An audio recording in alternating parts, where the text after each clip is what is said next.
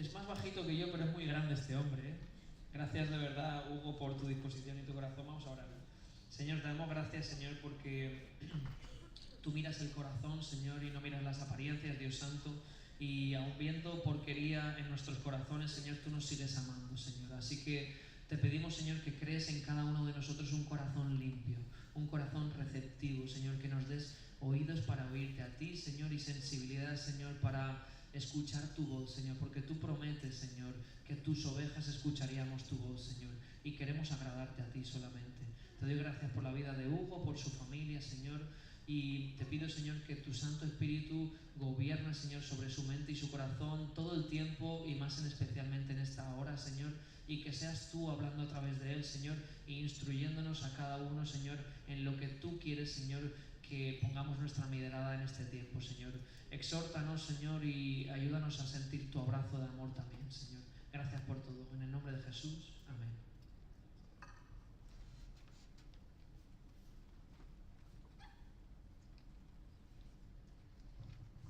Bueno, buenos días. Un gusto estar nuevamente con ustedes esta mañana.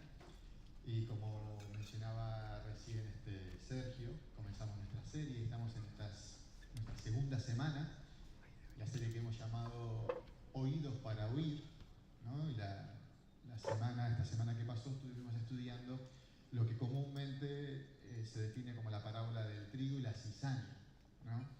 Pero antes de meternos en el texto, meternos a estudiar precisamente esta parábola, me gustaría dejar algunos fundamentos o algunos conceptos que es importante que lo podamos recordar. En primer lugar, y hoy se cantó mucho acerca de eso, necesitamos recordar que Dios es el Rey de la tierra. Voy a así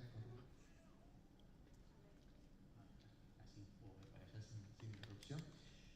Dios es el dueño de toda la tierra. Dice el Salmo 24:1. Ahí hay un montón de versículos que voy a ir citando y ahí Marisa me va a ir siguiendo. Dice, Dios es dueño de toda la tierra y de todo lo que hay en ella. También es dueño del mundo y de todos sus habitantes. Dentro del reino, de este reino, Dios le permite cierta libertad a Satanás. Y dentro de este reino Dios le permite cierta libertad a los pecadores, pero por encima de Satanás, por encima de los pecados, por encima de los pecadores, Dios sigue siempre gobernando. De hecho, no hay un solo periodo de tiempo donde Dios no gobierne sobre esta tierra. Dios ha gobernado soberanamente toda la tierra desde la creación, dirigiendo absolutamente todo según el propósito de su voluntad para la gloria del nombre de Jesucristo. Desde Adán, más allá de la caída, Dios nunca ha dejado de reinar, sino que Él ha sostenido y ha redimido a su pueblo mediante un despliegue progresivo de su gracia, del pacto de su gracia. En Jesucristo, el Hijo de Dios, crucificado y resucitado, Dios cumplió absolutamente todas sus promesas. Y Jesús, sentado en el trono, desde allí continúa reinando mediante el Espíritu Santo a través de su iglesia en la predicación del Evangelio, extendiendo su reino. Vivimos en un tiempo que voy a llamar intermedio, ¿sí? Un tiempo intermedio entre la primera venida de Jesús y una segunda venida que vendrá Él a juzgar al mundo. Ahora, los discípulos de Jesús, en el momento en que se encontraban con Él y que Él les enseñaba estas palabras, a priori no vivieron este periodo que nosotros estamos viviendo, entre la primera venida y la segunda. Todavía compartían este tiempo con Jesús. Y ellos pensaban en ese momento que el advenimiento de Jesús como el Mesías implicaría el establecimiento del reino de Dios de forma inmediata. Creían que con la venida de Jesús, con la venida del Mesías, todos los incrédulos, todos los impíos, todos los pecadores iban a ser completamente destruidos y aniquilados. Ellos pensaban que en el momento de que Jesús estuviese con ellos, Jesús como Mesías, como el Rey, llenaría toda la tierra y establecería un reino de justicia y de paz, sobre todo de forma inmediata. Así lo habían definido los profetas en el Antiguo Testamento. Ellos estaban convencidos que eso iba a suceder con la venida del Mesías. Su gran preocupación, la gran preocupación de los discípulos permanentemente era cuándo el Mesías iba a establecer su reino. Su reino era su gran preocupación. Por eso, durante los años en que Jesús compartió con ellos, permanentemente les hablaba acerca del reino, les hablaba acerca de los misterios del reino, de las verdades del reino. Y precisamente en Mateo 13 hay una serie de parábolas donde Jesús define las características, la calidad, el alcance, el valor, la consumación de ese reino. Ellos estaban sumamente preocupados por esto. Era lo que les daba todo el tiempo vueltas en su cabeza. ¿Cómo y cuándo el Mesías iba a establecer el reino? A tal punto que ya una vez que Jesús había muerto y resucitado, en Hechos 1:6 se acercaron a Jesús y dijeron: Señor, ¿restaurarás el reino de Israel en este tiempo? ¿Lo restaurarás? Jesús les responde: no os toca a vosotros saber los tiempos o las sazones que el Padre puso en su sola potestad. Siempre, siempre el reino fue su gran preocupación. Y Jesús les habla, como decía, permanentemente acerca de los misterios del reino. Y la semana pasada vimos en la parábola del sembrador, la parábola que nosotros basamos en Lucas 8, que él utilizaba parábolas para explicar estos misterios, su naturaleza, su calidad, su alcance. Y precisamente en esa parábola que vimos la semana pasada, ¿se acuerdan? La del sembrador, que había 4 tipos de suelos y solo uno era receptivo y 3 rechazaban, ¿sí?, la palabra, no creían, ¿sí?, no iluminaban, no glorificaban a Dios. Es Jesús en ese momento está explicando una verdad que para nosotros medianamente podemos llegar a comprender y de alguna forma tratamos de estudiar la semana pasada, pero que para los discípulos esa parábola era una locura. ¿Cómo puede ser que en el reino que se venga a establecer o que el Mesías iba a establecer, iba a convivir personas que no creen, que rechazan la palabra, que son incrédulos, que no iluminan, que no glorifican el nombre de Dios? Para ellos eso era una locura. Para ellos, para la mentalidad de los discípulos, el establecimiento del reino implicaba establecer o imponer ciertas reglas, imponer ciertas normas, imponer una cultura, imponer una religión, imponer costumbres, imponer absolutamente todo. Un reino donde todo sea completamente impuesto, pero en la parábola del sembrador, Jesús deja claro que en su reino iban a convivir los buenos con los malos, los que creen con los que no creen, los auténticos con los hipócritas. Y es una locura para ellos. Ellos esperaban un reino uniforme, donde la justicia y la santidad sean impuestos y fundamentalmente donde los incrédulos y los impíos sean completamente castigados, juzgados, destruidos, aniquilados. Por lo que es posible que cuando Jesús estaba hablando de esta parábola del sembrador que vimos la semana pasada, en sus cabezas, en sus mentes, se estarían preguntando qué les va a pasar a estos 3 tipos de personas que rechazan la palabra. ¿Qué les va a pasar? Seguramente en sus mentes estarían los fariseos que un ratito antes habían acusado a Jesús de ser un hijo de Satanás. Y en sus mentes decían: ¿Cuándo el Mesías va a destruir a estos? ¿Cuándo los va a aniquilar? ¿Qué va a pasar con esta gente? Y claro que tenían razones para pensar así, porque habían escuchado, por ejemplo, a Juan el Bautista en Mateo decir, él, hablando de Jesús, los bautizará con el Espíritu Santo y con fuego. Está listo para separar el trigo de la paja por su rastrillo. Luego limpiará la zona donde se trilla y se juntará el trigo en su granero, pero quemará la paja en un fuego interminable.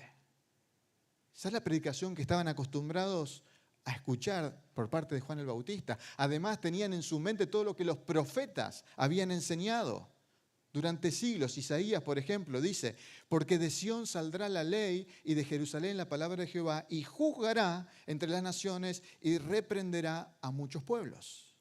Otro pasaje de Isaías, herirá a la tierra con la vara de su boca y con el espíritu de sus labios matará al impío. Y será la justicia cinto de sus lomos y la fidelidad ceñidor de su cintura.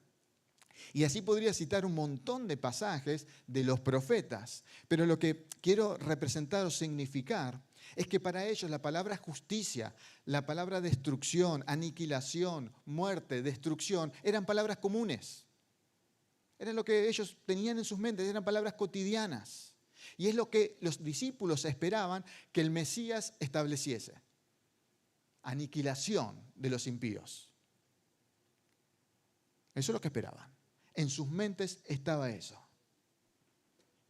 El marco de lo que ellos comprendían lo tenemos en Isaías 31, pero también podríamos citar a Zacarías, podríamos citar a Ezequiel. El marco de lo que estaba en sus mentes es, Isaías dice, he aquí, que vienen días, dice Jehová, en los cuales haré nuevo pacto con la casa de Israel, con la casa de Judá. Daré mi ley en su mente y la escribiré en su corazón, y yo seré por ellos por Dios, y ellos me serán por pueblo. Y fíjense, y no enseñará más ninguno a su prójimo. Ya estaba todo establecido. Ya no habrá más que enseñar a su prójimo, ni ninguno a su hermano diciendo, conoce a Jehová, porque todos me conocerán, desde el más pequeño de ellos hasta el más grande.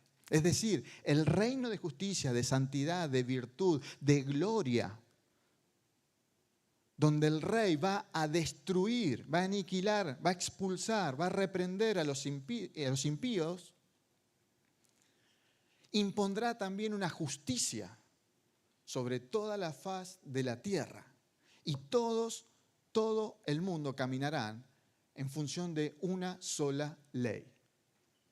Ese era el marco. Así estaban. Por eso cuando los discípulos, insisto, escucharon la parábola del sembrador, la que vimos la semana pasada, seguramente estaba en sus mentes, ¿qué va a pasar con estos tres tipos de suelo? ¿Cuándo el Mesías los va a destruir? ¿Cuándo los va a aniquilar? En Hechos 1:6 que leímos antes, cuando le preguntaron a Jesús, post-resurrección, ¿cuándo vas a restaurar el reino? Lo que le estaban diciendo es, ¿cuándo vas a matar a estos? ¿Cuándo los vas a aniquilar? ¿Cuándo vas a destruir a los incrédulos? ¿Cuándo vas a ejercer tu juicio destructor? En ese contexto, bajo ese pensamiento que tenían los discípulos, aparece la parábola del trigo y la cizaña. Con eso en mente, acerquémonos al texto de Mateo 13, 24 al 30. Mateo 13, 24 al 30, donde Jesús, insisto, en este contexto, les comienza a explicar el misterio del reino. Y vamos a ir versículo por versículo y vamos a ir comentando. Dice así, Mateo 13, 24. Les refirió otra parábola diciendo, el reino de los cielos es semejante a un hombre que sembró buena semilla en su campo. Y subrayé en su campo porque, bueno, Jesús está haciendo una analogía, insisto, para explicar el reino de el dueño de un campo. No es alguien que está alquilando un campo, no es alguien que está usurpando un campo o está pidiendo prestado un campo. Jesús dice que es el dueño del campo. Y esto tiene relación con la introducción. Él es el dueño del mundo. Él es el rey y señor del mundo. Y Jesús está diciendo, hay el reino de los cielos semejante a un hombre que sembró buena semilla en su campo. Él es el dueño. Y sembró una buena semilla, no cualquier semilla, sino una buena semilla. Versículo 25. Pero mientras dormían los hombres, o sea, los trabajadores que habían sembrado ese campo, vino su enemigo y sembró cizaña entre el trigo y se fue. Alguna otra versión dice se escabulló. Sembró cizaña. ¿Qué es la cizaña? Una hierba mala. Y era costumbre muy común en la época destruir el campo enemigo, la siembra del enemigo, arruinar la cosecha del enemigo sembrando cizaña. Era muy común. A tal punto era común que el gobierno romano lo había penalizado. Y de hecho dice que fue de noche, porque él sabía que estaba haciendo algo que estaba legalmente mal. Y lo hizo de forma sigilosa, ¿no? Se escabulló, dice una versión. Lo hace de noche, de forma sigilosa, sabiendo que es algo que está legalmente prohibido. Ahora, la característica más importante que tiene la cizaña, ustedes ven ahí la foto esa, la ilustración, es que mientras la cizaña y el trigo están creciendo, son prácticamente iguales o muy parecidas. Es muy difícil distinguir cuál es cuál. Mientras crecen, uno no se da cuenta. Incluso un agricultor experimentado no puede detectar a simple vista cuál es cuál. Versículo 26. Y cuando salió la hierba y dio fruto, entonces apareció también la cizaña. Es decir, recién cuando aparece el fruto, vieron que el trigo, ¿sí? La espiga cambia de color, ya es marroncita. ¿Sí? Recién en ese momento pudieron darse cuenta los trabajadores que había trigo y cizaña. Versículo 27. Vinieron entonces los siervos del padre de familia y le dijeron, Señor, ¿no sembraste buena semilla en tu campo? ¿De dónde pues tiene cizaña? Se sorprendieron. Y si se sorprendieron, así se dice, es porque evidentemente había mucha cizaña. Porque era común que en un campo, en el trigo, apareciese un poco de cizaña. Eso era común. Pero si fueron hasta el dueño para decirle, hey, ¿qué pasó acá? ¿Qué sembraste? Es porque evidentemente la cizaña era mucha. Era mucha. Versículo 28. Y él les dijo, un enemigo ha hecho esto. Y los siervos le dijeron, ¿quieres pues que vayamos y la arranquemos? Ahora que había madurado, ellos pudieron discernirla. Antes no.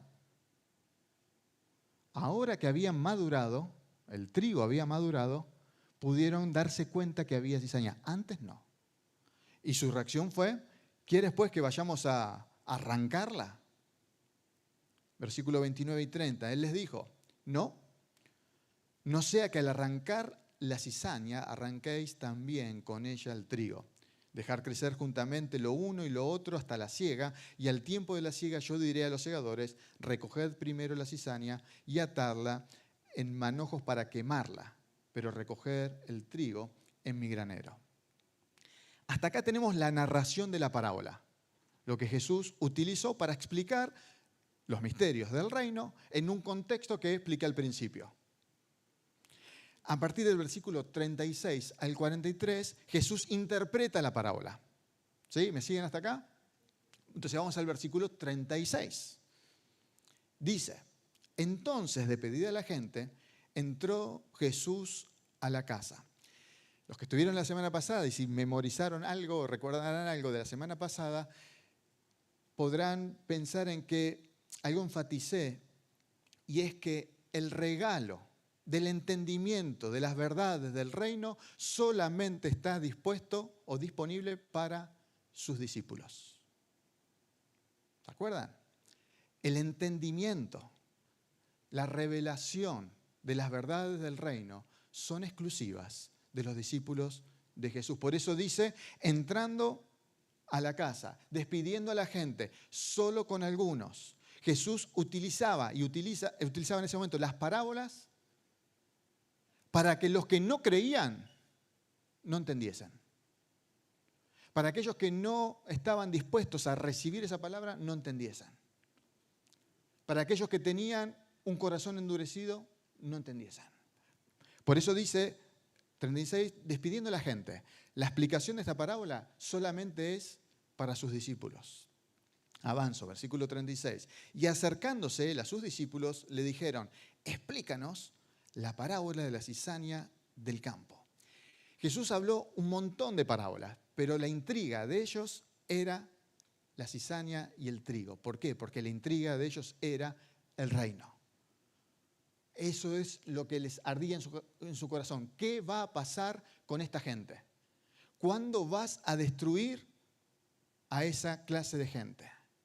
¿Cuándo vas a aniquilar a aquellos que no te escuchan? ¿Cuándo vas a aniquilar a la cizaña? A los que no creen. ¿Cuándo vas a matar a aquellos que no dan fruto? Si Jesús le hubiese preguntado a los discípulos, ¿qué quieren que haga? ¿No? Les explica la parábola del sembrador. Y les hubiese preguntado a los discípulos, ¿qué quieren que haga con estos 3 tipos de suelo o personas que rechazan tu palabra? ¿Saben qué hubiesen dicho los discípulos? ¿Qué tal si pedimos que caiga fuego del cielo y los prenda fuego y los consuma? Eso hubiesen respondido los discípulos. Y no lo digo por prejuicio. Lucas 9. Viendo esto, sus discípulos, Jacobo y Juan, dijeron, estaban viendo los fariseos, Señor, ¿quieres que mandemos que descienda fuego del cielo como hizo Elías y los consuma? No pedían fuego del cielo o fuego del Espíritu, Era fuego para aniquilarlos, para prenderlos fuego. Eso es lo que ellos querían. Eso es lo que ellos creían, estaban convencidos que es lo que el Mesías tenía que hacer. Aniquilarlos, consumirlos, prenderlos fuego.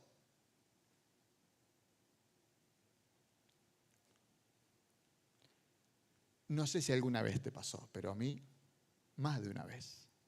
Se nos cruza la idea de decirle, Señor, manda fuego. Manda fuego. Todos me dicen amén, amén. No digan amén, por favor. Manda fuego y consúmalos.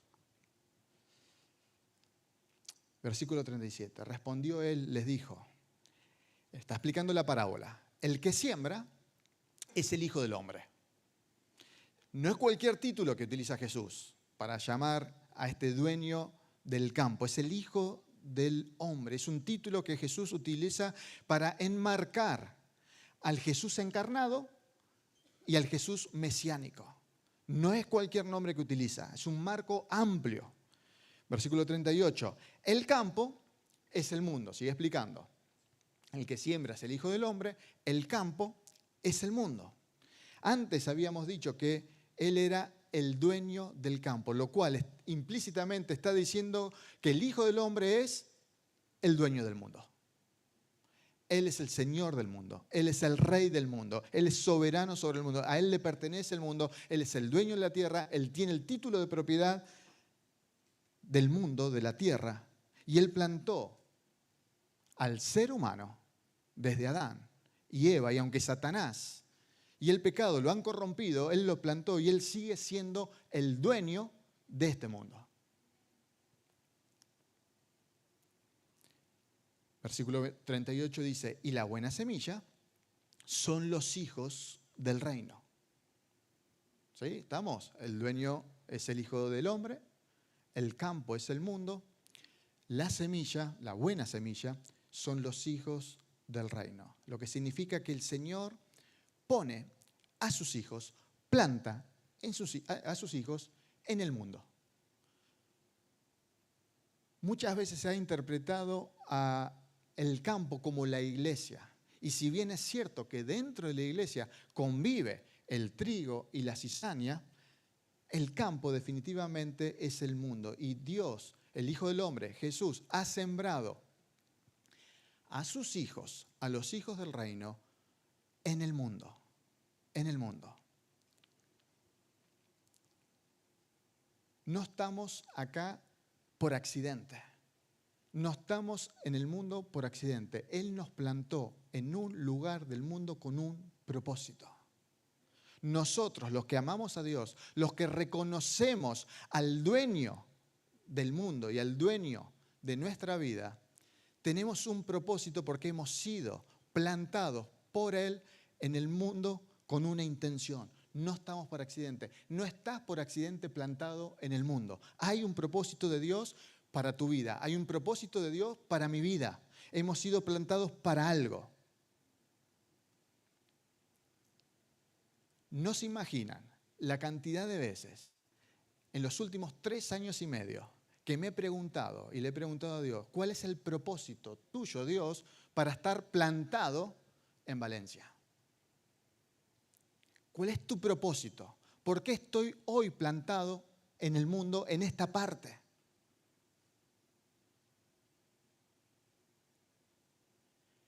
No nos plantó en un monasterio, no nos plantó entre 4 paredes santas, alejadas del mundo corrompido. Tampoco nos llamó a que construyamos un muro para que nadie ingrese a nuestro reino, como era costumbre. Él nos plantó en el mundo, con un propósito, con una intención. Por lo menos 2 razones encuentro. Una, para que podamos madurar, para que podamos crecer en medio de las aflicciones, de las dificultades, de los problemas que la cizaña trae. Así como el trigo creció y fue madurando en medio de la cizaña, de la misma forma nos ha plantado nuestro Dios en el mundo para que crezcamos y maduremos en medio de la cizaña. Para nuestra maduración. Primera Pedro dice, después de que hayan sufrido un poco de tiempo, Él los restaurará, los sostendrá, los fortalecerá y los afirmará sobre un fundamento sólido. Juan dice, en el mundo tendréis aflicción, pero confiad, yo he vencido al mundo. Y Santiago dice, y saben que la prueba de su fe produce ¿qué? Perseverancia. Y la perseverancia debe llevar a feliz término la obra, para que sean perfectos e íntegros, sin que nada les falte. Fuimos plantados en el mundo para que seamos perfectos, íntegros, para que maduremos, para que crezcamos en medio de los problemas, las dificultades, en medio de la cizaña. Y en segundo lugar, hemos sido plantados en el mundo para que seamos influyentes a los que nos rodean, para que podamos influir a los que nos rodean. ¿Y saben principalmente a quién? A la cizaña. A la cizaña. Porque aunque ahora nosotros nos podamos considerar trigo, y no me voy a meter en un tema de predestinación, en algún momento todos fuimos cizaña. Entienda la metáfora. En algún momento todos fuimos cizaña. Pero ahora Jesús nos pone, nos planta en el campo, en el mundo, en medio de la cizaña. No solamente para que nosotros maduremos y crezcamos y seamos perfectos e íntegros, sino para que lo influenciemos al que está a nuestro alrededor y ese llegue a ser trigo como también nosotros lo logramos hacer o pudimos hacer, como sucedió con nosotros. Jesús oró al Padre y le dijo, no te pido que quites del mundo, que los quites del mundo, en Juan 17, sino que los protejas del maligno. Nunca en la mente de Jesús estuvo la idea de quitarnos del mundo, todo lo contrario. Nos puso en el mundo, nos plantó en el mundo para que maduremos en el mundo y para que influenciemos a los que nos rodean. Continúo y vuelvo a la parábola. Versículo 38. Y la cizaña, Jesús sigue explicando quién es quién en este relato, dice, y las cizañas son los hijos del malo. El enemigo que la sembró es el diablo. Para Jesús solo hay dos tipos de personas en el mundo. Los que pertenecen al rey, al dueño del campo, y los que pertenecen al enemigo. Los hijos del rey y los hijos del enemigo. Los hijos de Dios y los hijos del diablo. Solo hay dos tipos de personas en el mundo para Jesús. Si reconoces a Jesús como tu Señor, como tu Salvador, como el dueño del mundo, del campo, como el dueño de tu vida, sos un hijo del Rey. Si no lo reconoces, sos un hijo del enemigo. Dice Efesios, en otro tiempo ustedes estaban muertos en sus transgresiones y pecados en los cuales andaban conforme a los poderes de este mundo. Se conducían según el que gobierna los aires, según el espíritu que ahora ejerce su poder en los que viven en la desobediencia. Dice Juan, ustedes son de su padre, el diablo, cuyos deseos quieren cumplir. En primera de Juan, Juan está contrastando los hijos de Dios con los hijos del diablo y dice, el que practica el pecado es del diablo. También en primera de Juan dice, sabemos que somos hijos de Dios y que el mundo entero está bajo el control del maligno. Y en una ocasión Jesús estaba contrastando el comportamiento de unos con los del otro y dice así en Mateo 5, dice, cuando ustedes digan sí, que sea realmente sí. Y cuando digan no, que sea no. Cualquier otra cosa que digan más allá de esto proviene ¿de quién? Del maligno. Es decir, lo que Jesús estaba diciendo en ese momento es, cualquier comportamiento que no responda a la ley de Dios proviene del maligno. Cualquiera que no responda a la ley de Dios proviene del maligno. Y esta no es un detalle menor porque es una afirmación teológica muy importante. La maldad proviene del maligno. Dios no es autor del mal. Y esto es una afirmación teológica muy importante. Dios no tiene ningún tipo de capacidad de hacer mal. El mal proviene del maligno. Y Él está permanentemente pendiente de dañar el campo del rey. Jesús siembra a los hijos del reino en el mundo, pero el enemigo también siembra a sus propios hijos en el mismo lugar.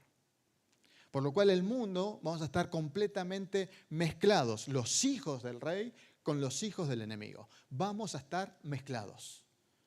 Los súbitos del campo con los súbitos del enemigo. Y el enemigo va a plantar a sus hijos, al enemigo, a la cizaña, bien cerquita del trigo. Lo va a plantar cerca, a tal punto que en ocasiones lo planta dentro de la propia iglesia. Jesús dijo, muchos, en Mateo 7, me dirán en aquel día, Señor, Señor, ¿no profetizamos en tu nombre? Y en tu nombre echamos fuera demonios y en tu nombre hicimos muchos milagros. Y entonces declararé, nunca os conocí. Apartados de mí, hacedores de maldad. El enemigo también los planta, muy cerquita nuestro. Y cuidado, ¿no? Porque a veces algunos suenan muy espirituales. Y en tu nombre hemos profetizado. Echamos fuera de demonios. Hicimos milagros. Y el Señor va a decir, cuidado, no los conozco. Cuando los encontramos en la iglesia, cuando encontramos la cizaña en la iglesia, Dios o Jesús nos permite discernir quién es quién. Porque en ese mismo contexto le dice a los discípulos, por sus frutos los van a conocer, se van a dar cuenta. Él nos da la capacidad de discernir, de darnos cuenta. Hay momentos, como veíamos antes, que el trigo y la cizaña son prácticamente iguales, pero hay un momento donde podemos discernir. Ah, no, esto es trigo, esto es cizaña. Podemos discernirlo. Por los frutos lo vamos a conocer. Incluso tenemos un montón de instrucciones bíblicas, fundamentalmente en el Nuevo Testamento y en las cartas pastorales, de saber cómo manejarnos al respecto. Pero la parábola no trata de eso. La parábola trata de otro punto, y es que básicamente vamos a convivir con la cizaña. La parábola trata de eso, es simple. Van a convivir con la cizaña. Vamos a ir al mismo espacio, vamos a ocupar los mismos puestos de trabajo en una empresa, vamos a asistir a las mismas iglesias, vamos a ir a las mismas escuelas, disfrutaremos del mismo sol, hasta experimentaremos las mismas dificultades de un mundo caído. Y esto va a suceder, simplemente van a convivir. Va a suceder hasta el fin de los tiempos.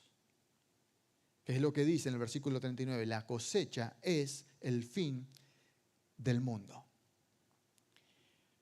¿Por qué Jesús necesita aclarar esto? Porque, como les explicaba en la introducción, los discípulos estaban dispuestos a salir a cosechar ahora mismo. Ellos querían salir a cosechar ahora.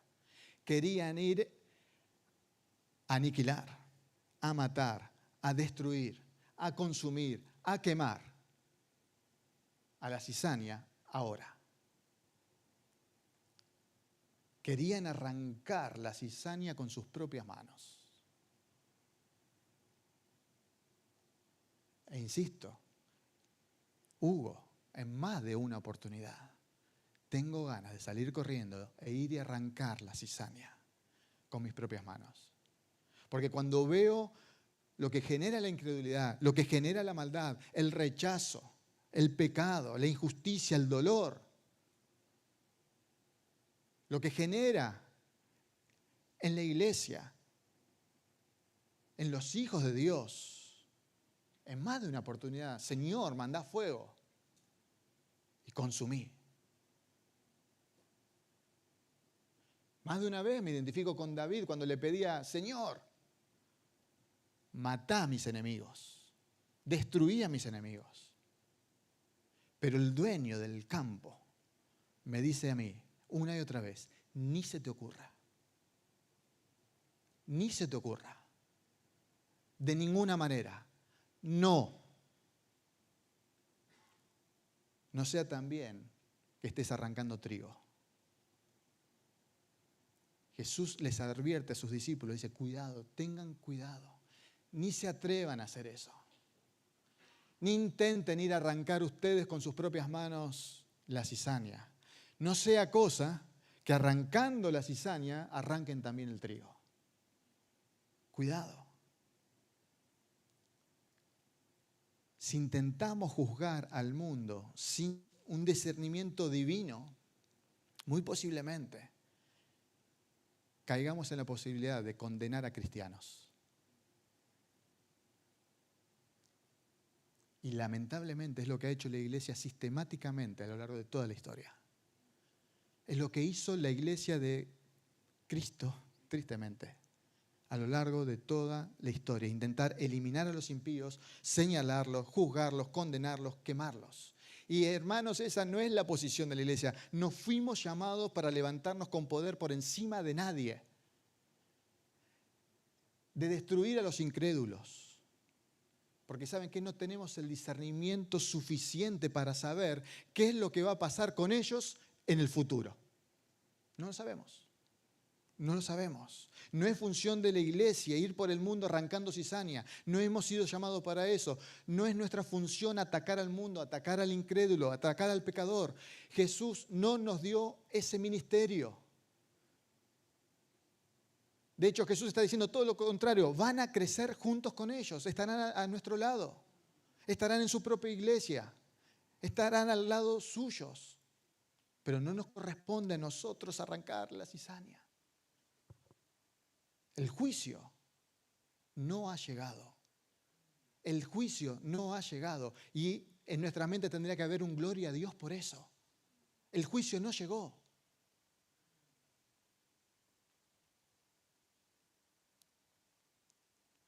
El enemigo lo va a plantar ahí, cerca. A él le encanta la imitación, le encanta disfrazarse, aparentar, camuflarse. Pero cuidado, cuidado, no sea cosa que estemos arrancando trigo. Por más que podamos identificar, por más que podamos discernir, y insisto con esto, Jesús nos da esa posibilidad de discernir. Pero por más evidente que sea, no es el tiempo de la cosecha. No es el tiempo de la cosecha. ¿Cómo trató Jesús a los publicanos? ¿Cómo trató Jesús a los pecadores? No tuvo más que mansedumbre, no tuvo más que amor, no tuvo más que bondad. ¿Cómo trató Jesús a Judas? Incluso estando en la mesa chica, ahí. Y Jesús sabía que era cizaña, ¿eh? Lo sabía. No lo arrancó. No los prendió fuego. Es que nos puede gustar más o menos, pero el tiempo del juicio no ha llegado. Este es el tiempo de la paciencia, este es el tiempo de la tolerancia, este es el tiempo de la gracia. Es el tiempo de la gracia. Y cuando salimos por ahí, lo digo por mí, o quizás algunos se sienten identificados conmigo, queriendo prender fuego, queriendo arrancar la cizaña, insisto, nos olvidamos que en algún momento nosotros también lo fuimos. Y solo Dios sabe el tiempo que necesita esa cizaña para llegar a ser trigo. Solo Dios sabe eso. Y solo Dios les corresponde eso. Cuando hay juicio, cuando hay condenación por parte nuestra, estamos completamente desalineados con Dios. Solo Dios sabe cuántas personas le pertenecen a su reino. Cuando actuamos con juicio, cuando actuamos con condenación, estamos deliberadamente interfiriendo con la paciencia y con la gracia de Dios.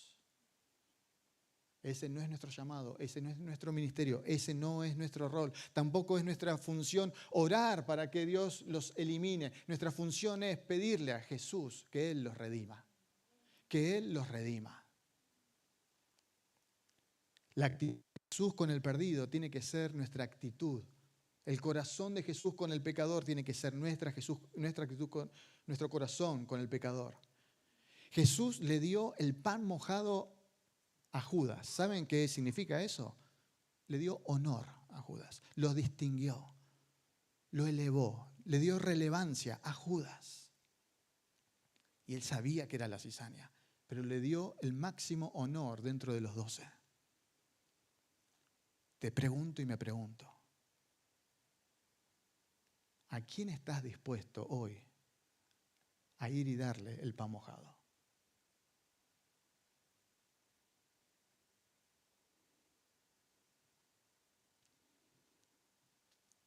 En la era de la gracia somos todos llamados a ser amorosos, pacientes, misericordiosos, como fue Jesús.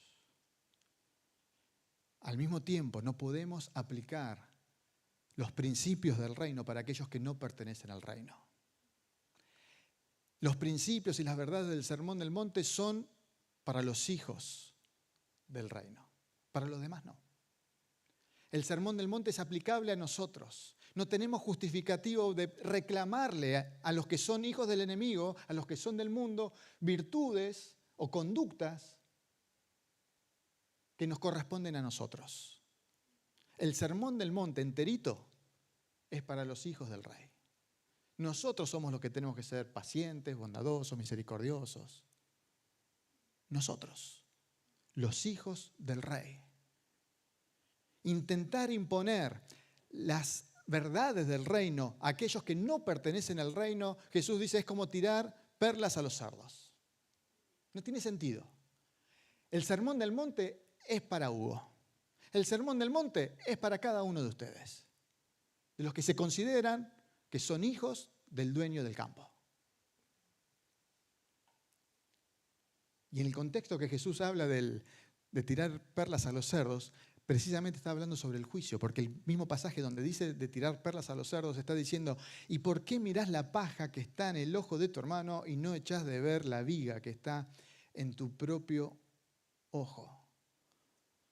No podemos de ninguna manera intentar imponer los principios del reino, del Sermón del Monte, e imponerlos a aquellos que no pertenecen al reino. No puede haber condenación. Todo lo contrario, somos llamados al amor, a la bondad, a la misericordia y a la gracia. Continúo, versículo 39, continúo con la descripción. Y los cosechadores, dice Jesús, son los ángeles. Lo deja claro. Los que van a cosechar no son ustedes, son los ángeles. Son los llamados al juicio. Los cristianos somos llamados a convivir, a influenciar, a madurar, a ser perfectos e íntegros en medio de la cizaña, pero no a condenar. ¿A quién le corresponde cosechar? A los ángeles. Esto no significa, y por las dudas que no se malinterprete, que no podemos levantar la voz frente al pecado. No estoy diciendo eso. No estoy diciendo que no levantemos la voz contra la maldad, contra la injusticia, contra lo que vemos mal. No estoy diciendo eso. Levantamos la voz frente al pecado. Pero vamos a predicar siempre contra el pecado y jamás contra el pecador. Vamos a predicar contra el pecado, pero jamás contra el pecado. No somos verdugos de Dios. No somos la justicia de Dios. Esa no es nuestra tarea. Nuestro conocimiento es inadecuado. Nuestra mirada es parcial. Nuestros pensamientos son subjetivos. Y ¿saben qué? Por sobre todas las cosas, nuestro corazón también es pecaminoso.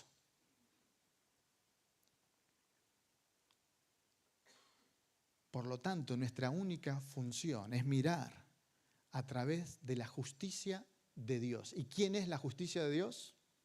Jesucristo. Jesucristo. Miramos a nuestro prójimo a través de la justicia, no la mía, sino la justicia de Dios, que es Jesucristo. Y cuando pongo a Jesús entre medio mío y de mi prójimo, todo cambia. Todo cambia. Porque somos llamados a llevarlos precisamente a la persona de Jesús. Va terminando Jesús con su explicación, versículo 40, dice, de manera que somos, que como se arranca la cizaña y se quema en el fuego, así será el fin de este siglo. Enviará el Hijo del Hombre a sus ángeles y recogerán de su reino a todos los que sirven de tropiezo y a los que hacen iniquidad y los echará en el horno de fuego. Allí será el lloro y el crujir de dientes. Entonces los justos resplandecerán como el sol en el reino de su Padre. El que tiene oídos para oír, oiga. Vendrá un tiempo donde la era de la gracia llegará a su fin. Vendrá un tiempo donde el trigo será completamente separado de la cizaña. Como dice Pablo en 2 Tesalonicenses, será excluido de la presencia de Dios y de la gloria de su poder. Separados. Y esta es una realidad bíblica.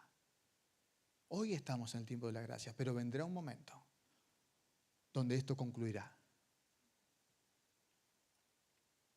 Y si nunca has conocido al dueño del campo, si nunca experimentaste una relación con el Señor del campo, con el Hijo del Hombre,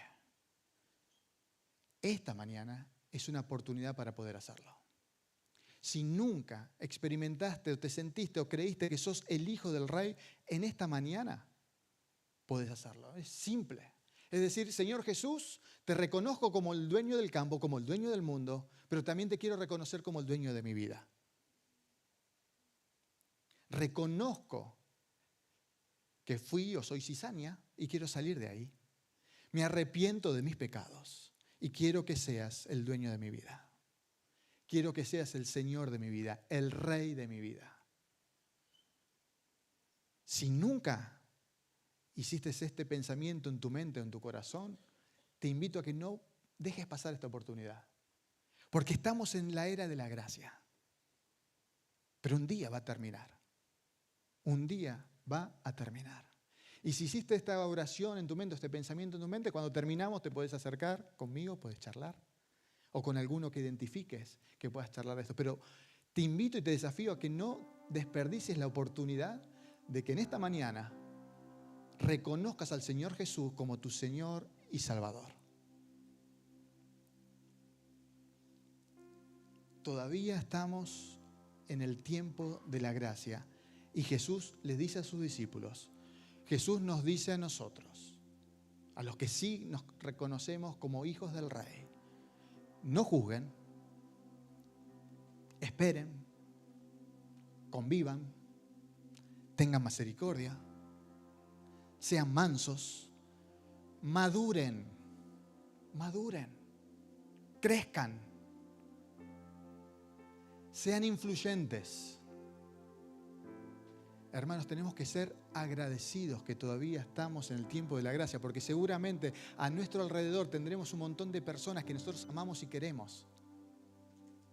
Familiares nuestros, amigos, que no son hijos del Rey. Tenemos que estar agradecidos que todavía estamos en el tiempo de gracia y tenemos la posibilidad de ser influyentes en esas personas que nosotros conocemos y que nosotros amamos. ¿Qué vamos a hacer? ¿Pedirle que los aniquile?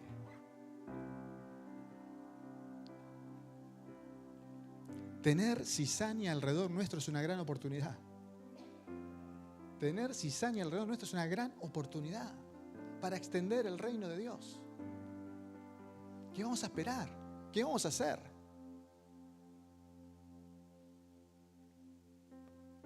Jesús termina diciendo, el que tenga oídos para oír, oiga. El que tenga oídos para oír, oiga. Otra versión dice, el que tenga oídos para oír, que escuche y que entienda. Las preguntas son, ¿qué vamos a hacer? ¿Cómo vas a actuar? ¿Estás respondiendo al propósito por el cual fuiste plantado en este momento, en esta parte del mundo?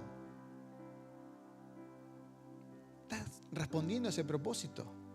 Muchos venimos de otros países, incluso de otras ciudades y demás. ¿Estamos respondiendo al propósito por el cual nos plantó Dios en este momento en particular, en Valencia, en España?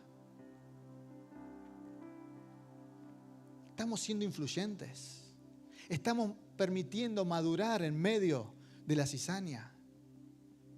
¿Qué actitud estoy teniendo con mi prójimo? Y quizás la pregunta más difícil, ¿a quién estarías dispuesto a darle el pan mojado hoy? Oramos, tenemos un tiempo de reflexión, pidámosle a Dios que Él nos dé gracia para los que nos rodean, la misma gracia que tuvo Jesús con cada uno de nosotros. Amén.